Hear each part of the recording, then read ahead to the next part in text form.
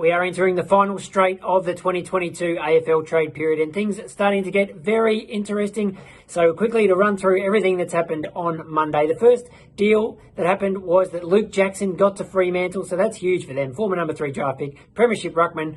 Of course, he can play forward, he can really play anywhere. So big get for Freo. They also got picks 44 and 67 as part of this. What ended up being a three-way trade with Melbourne and GWS. So the D's get pick 13 from Freo. They wanted a top 10 pick, but really, there was just no way that was going to happen. Freo didn't have a top 10 pick, and there's really no way they could get one. So the D's, I guess, relented on that, accepted pick 13 and a future first and future second round picks from the Dockers. And that pick 44 was via GWS, which got Toby Bedford from the Demons. So a little small forward who can replace Bobby Hill for them. Might be a cheapie for us in KFC Supercoach next year in the forward line. So keep an eye out for Toby in the preseason. The second deal that went down today was one we've been talking about for a little while. Isaac Rankine is now an Adelaide Crows player.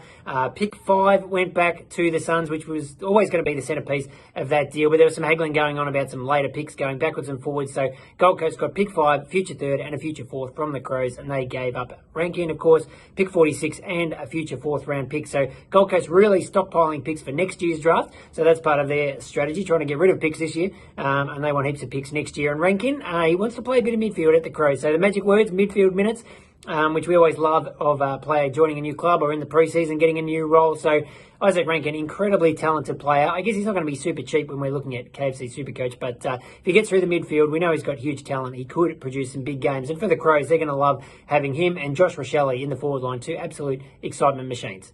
Deal number 3 today, Will Setterfield is now an Essendon player being traded across from Carlton with a swap of some late picks. The Bombers get Will Setterfield and pick 68. Carlton gets a future 4th round pick in return from the Bombers. In reality, those 2 late picks probably never going to get used. So effectively, it's Will Setterfield for nothing. Carlton saying they couldn't guarantee they were even going to give him a new contract. So happy to send him to Tullamarine and wish him all the best at his 3rd club. He was originally a pick 5 for the Giants, and Essendon saying they considered taking him at pick 1 when they picked Andy McGrath. So they've always rated him. They're excited about getting a tall, big-bodied midfielder, so they need players like that.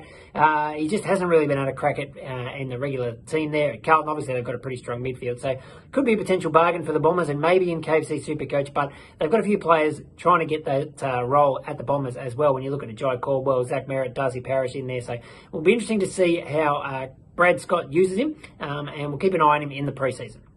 And we have a late-breaking mega trade. I've had to go and re-record this because just as I was about to log off, the new deal came through. 4 clubs involved to send Jason Horne-Francis, the number 1 draft pick, to Port Adelaide. And North Melbourne also trading away this year's number 1 draft pick. So they're effectively giving away 2 number 1 picks in this deal, which is massive. But they get picks 2 and pick 3 back in the draft. So I guess if you're going to get 2 of the top 3 or 4 players in the country in November's draft as opposed to the 1 pick 1, it's a big gamble. Will North end up ahead? They lose Horne-Francis. Junior Rioli also ends up at Port Adelaide from West Coast. They get picks 8 and 12, and number 1 pick goes to GWS. So they've stockpiled a heap of top picks in this year's draft. There's more picks at the back end going backwards and forwards as well to make this happen. 4 clubs involved. We'll have heaps of analysis to really stop and think about how this is all going to play out and who the winners and losers are going to be. So make sure you stick with us. We've still got Brodie Grundy to go through. We hope Jacob Hopper maybe. Sam Wiedemann could be going from Melbourne to Essendon and lots of other players in the mix as well. So stick with us